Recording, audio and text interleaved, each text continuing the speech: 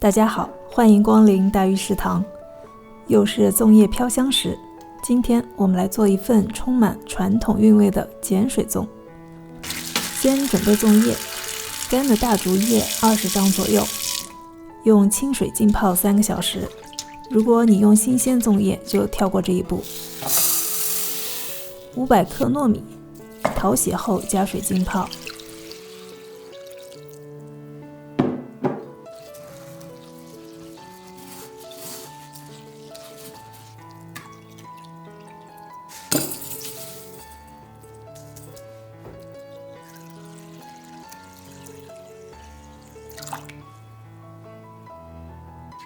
粽叶泡软以后，两面刷洗干净。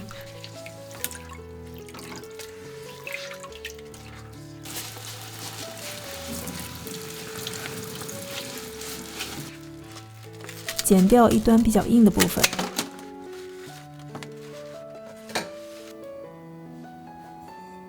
泡好的糯米沥干水。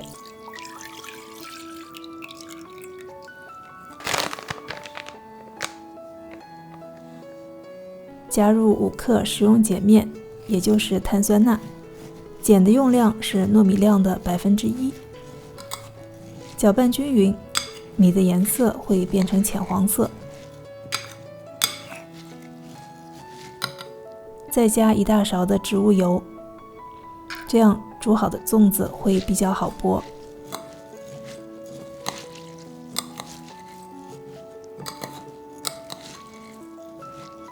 碱粽的材料很简单，准备好糯米、粽叶和棉线就可以开始包了。纯糯米的粽子我只用1张粽叶，包得小小的，每个里面放2勺糯米。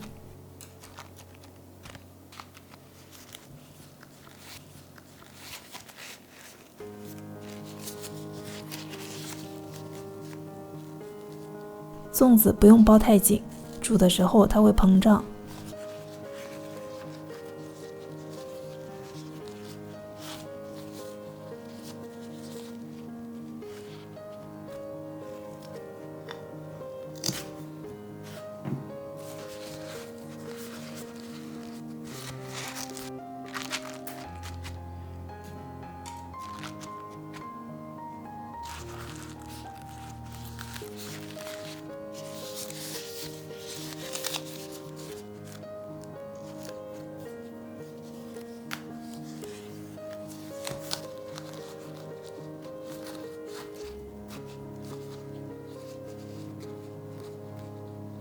我一共包了16个粽子，干粽叶有的时候会有裂的，把2张叠在一起用就好了。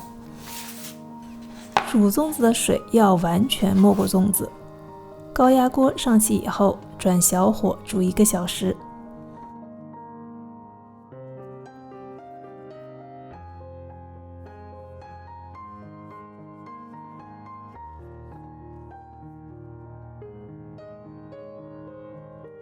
煮好的碱水粽有着独特的金黄光泽和弹牙口感，没有复杂的馅料，只为还原那份纯粹的米香与 Q 弹。无论是蘸上白糖的甜蜜，还是淋上蜂蜜的滋润，都是一道不可多得的美味。